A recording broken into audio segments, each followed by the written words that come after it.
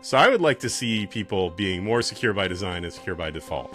You know, it is just so hard to make sure that you don't put in kind of these things that we're going to go fix later. And it used to be the case that, you know, certainly for internal applications, there wasn't such a big impact to that. You know, we have customers that are designing our stuff into things that are going to be there for years and in some cases decades.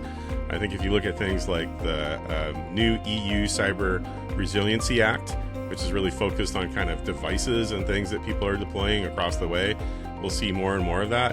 You know, I really hate that it's taken legislation and regulations to kind of drive us down this path, but it definitely seems to be one that's there. I would love to see some of these, you know, I don't want to call them silly because they have really important and sometimes devastating impacts.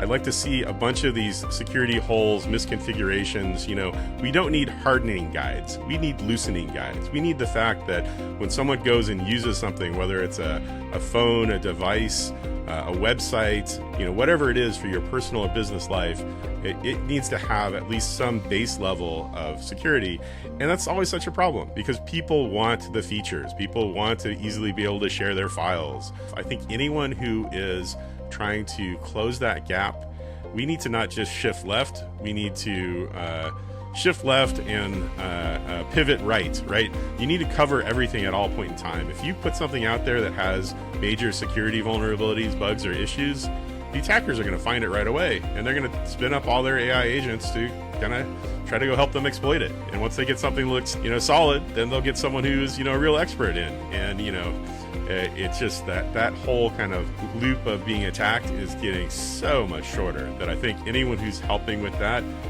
to me is what I'm looking for. If we look at, you know, Hacker Summer Camp this year, Black Hat DEF CON, B-Sides Las Vegas, all the other little conferences that happen there in August in the desert, that's what I'm going to be looking for.